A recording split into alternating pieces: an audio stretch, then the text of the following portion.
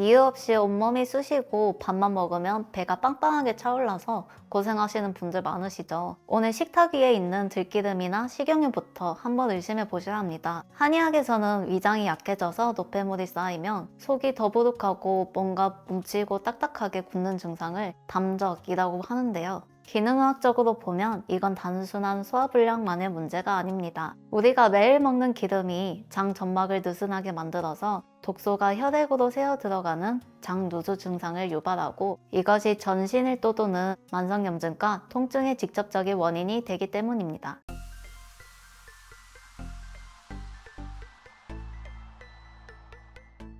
안녕하세요. 건강정보를 분석하고 플랜을 세워드리는 이웃집 닥터 이승아입니다. 많은 분들이 오해하시는 부분부터 먼저 짚어드릴게요. 기름 챙겨 먹으면 살찌고 콜레스테롤이 높아지는 거 아니냐 이렇게 묻고 싶으실 텐데요. 결론부터 말씀드리면 혈관을 막고 살이 찌우는 진짜 원인은 좋은 기름이 아닙니다. 문제는 바로 산패되어서 상한 나쁜 기름과 과도한 탄수화물의 결합이거든요. 기능학적으로 볼 때 질 좋은 식물성 오일은 오히려 나쁜 콜레스테롤을 배출하고 염증으로 인한 부종을 빼주는 아주 효과적인 전략이 됩니다. 기능의학에서 통증이 잘 안 낫는 분들의 세포막을 검사해보면 마치 딱딱하게 굳은 상태로 경직되어 있는 경우가 많거든요. 건강한 세포막은 물처럼 말랑말랑하고 부드러운 상태를 유지해야 영양소를 빨아들이고 독소를 뱉어낼 수 있는데 튀김이나 가공식품의 나쁜 기름이 세포막 제어로 쓰이며 막이 딱딱하게 굳어버립니다. 세포가 굳으면 혈액순환이 아무리 잘 돼도 조직은 유연성을 잃고 염증 물질은 안에 갇히게 되죠. 즉 몸이 뻣뻣하다는 것은 내 세포막이 딱딱하게 경직되어 있다는 신호이면서 이걸 부드럽게 풀어주는 유일한 해결책이 바로 좋은 오일로 재료를 바꿔주는 겁니다. 좋은 오일을 고를 때 가장 먼저 생각하셔야 할 점은 바로 장 점막을 지키는 것입니다. 시중에 저렴한 콩기름이나 옥수수유에 과하게 들어있는 오메가6 지방산은 우리 몸에서 아라키돈산이라는 물질로 변하거든요. 이 아라키돈산이 과해지면 체내 곳곳에 염증 신호를 보내는 프로스타글란딘 같은 강력한 염증 유발 물질을 폭발적으로 만들어내게 됩니다. 쉽게 말해서 내 몸 스스로가 통증 물질을 만들어내는 공장이 되는 셈이죠.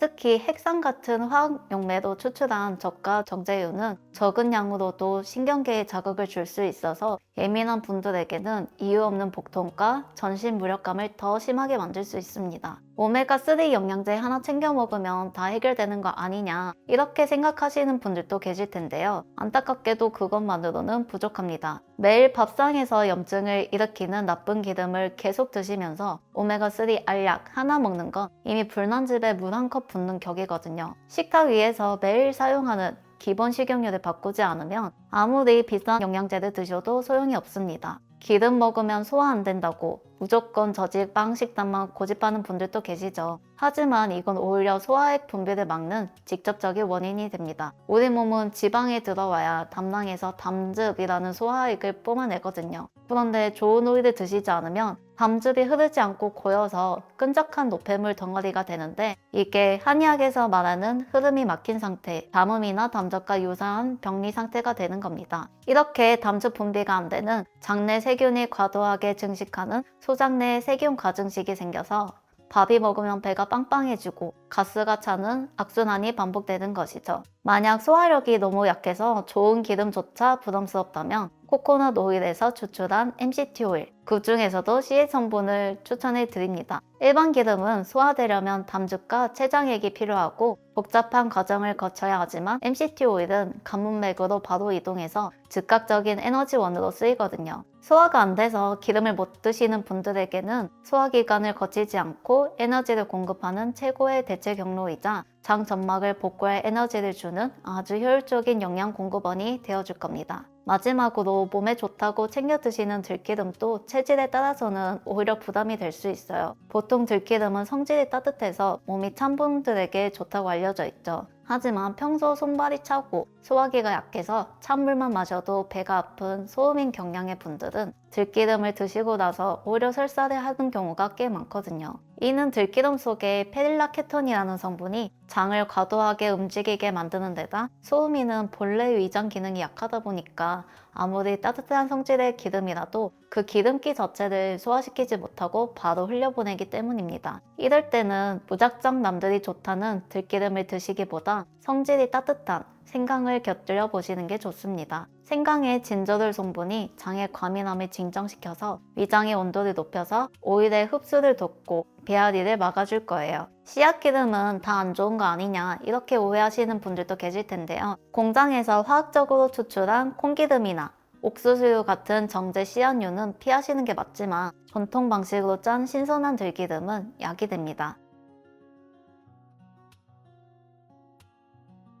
결국 중요한 건 어떤 방식으로 기름을 짰는지와 내 몸의 소화력입니다. 들기름 드실 때 또 하나 놓치기 쉬운 주의할 점이 있어요. 바로 우리 몸에 필요한 성분으로 바뀌는 비율, 즉 전환율인데요. 들기름에 들어있는 식물성 오메가3인 ALA와 우리 몸에서 실제로 염증을 없애주는 EPA나 DHA로 바뀌는 비율은 생각보다 훨씬 낮습니다. 특히 남성분들이나 폐경 이후 여성분들은 이 전환율이 5%도 안 되기도 하죠. 이 전환 과정을 돕는 필수 도우미가 바로 아연과 마그네슘 그리고 비타민 B군입니다. 만약 이런 미네랄이 부족한 상태에서 들기름만 드신다면 아무리 열심히 챙겨 드셔도 효과는 떨어질 수 있거든요. 그러니까 들기름을 드실 때는 꼭 미네랄이 풍부한 견과류나 녹색 채소를 곁들이시거나 영양제로도 미네랄을 보충해 주시는 게 좋습니다. 체질 이야기가 나온 김에 꼭 체크해 보셔야 할 변수가 또 하나 있는데요. 바로 히스타민을 분해하지 못하는 증상인 불내성입니다. 방송에서 아보카도 오일이나 호두 오일이 좋다고 해서 드셨는데 이상하게 머리가 멍해지거나 두통이 생기고 피부가 가려웠던 적 있으신가요? 이게 장에서 히스타민을 분해하는 요소인 DHA가 부족해서 그럴 수 있거든요. 아보카도나 일부 견과류 오일은 히스타민 함량이 높거나 분해 효소를 방해하는 성향이 있어서 이런 체질인 분들에게는 알레르기처럼 전신염증을 일으키게 됩니다. 만약 오일을 드시고 나서 컨디션이 뚝 떨어진다면 남들이 좋다는 거 무작정 따라하지 마시고요. 히스타민 자극이 없는 신선한 올리브 오일이나 코코넛 오일로 한번 바꿔보시길 추천합니다. 코코넛 오일 이야기가 나와서 덧붙이자면 타고난 유전적 특성도 무시할 수가 없어요. 전체 인구의 약 20% 정도는 아포E4라는 유전자를 가지고 있는데요. 이분들에게는 남들에게 약이 되는 코코넛 오일의 포화지방이 오히려 해가 될 수 있습니다. 이 유전자가 있으면 포화지방을 처리하는 능력이 떨어져서 혈중 콜레스테롤이 치솟고 염증 수치가 급격히 올라가거든요. 남들이 좋다고 하는 고지방 식단이나 방탄커피를 마셨는데 오히려 몸이 무겁고 컨디션이 더 나빠졌다면요. 내 유전자가 포화지방과 맞지 않는 건 아닌지 의심해 보셔야 합니다. 이런 분들은 올리브유 같은 불포화 지방산 위주로 식단을 바꾸셔야 건강을 지킬 수 있습니다. 반대로 평소에 몸에 염증이 잘 생기는 체질이시라면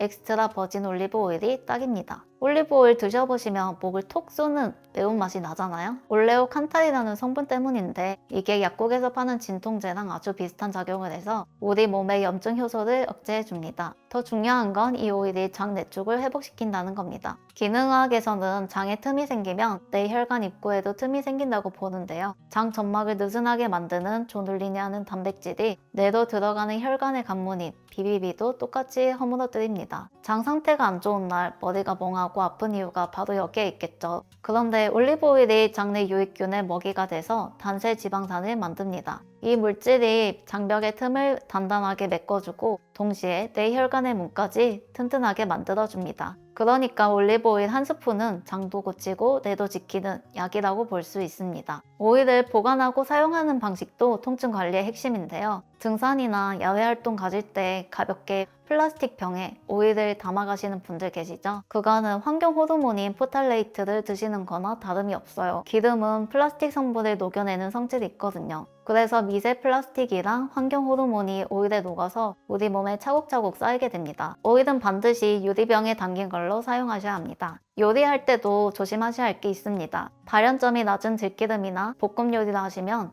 벤조피렌 같은 발암물질과 염증 유발 물질이 생기거든요. 비싼 오일일수록 불에 닿지 않게 요리 다 하고 마지막에 가볍게 뿌려 드시는 게 가장 좋고요. 꼭 열을 가해한다면 발연점이 높은 아보카도 오일이나 기버터를 쓰시는 게 장 점막 손상을 막는 현명한 방법입니다. 아침에 일어났는데 입안이 텁텁하고 몸이 무겁다 싶으시면 오일 풀링을 권해드립니다. 자는 동안 입안 점막에는 기름에만 녹는 지용성 세균과 독소가 잔뜩 쌓이는데 이건 물로는 잘 안 씻기거든요. 아침 빈속에 압착 오일로 입안을 헹궈내면 비누화 반응이 일어나서 이 찌꺼기들을 흡착해서 배출할 수 있습니다. 입안 염증이 혈관을 타고 온몸으로 퍼지는 걸 막는 1차 방어막인 셈이죠. 결론적으로 식물성 오일은 그냥 음식 재료가 아니라 내 몸의 염증 수치를 조절하는 약이나 다름없습니다. 이유 없는 통증이나 소화불량으로 고생하고 계신다면 오늘 당장 부엌에 있는 오메가6 덩어리 정제유부터 치우시는 게 중요합니다. 내 몸이 차다면 따뜻한 성질의 음식과 함께 오메가3를 드시되 흡수율 높이는 미네랄 꼭 챙기시고요. 염증이 많다면 올리브 오일로 장벽을 튼튼하게 세우셔야 합니다. 그리고 밥 먹고 나서 머리가 아프거나 너무 피곤하다면 혹시 기름이 산패되진 않았는지, 내 몸이 히스타민에 예민하거나 유전적으로 안 맞는 건 아닌지 꼼꼼하게 따져보세요. 나에게 딱 맞는 오일을 찾는 것, 그게 바로 통증과 장 트러블을 해결하는 가장 빠른 기능학적 처방이 될 겁니다. 지금까지 기능학을 연구하는 한의사 이승하였습니다. 감사합니다.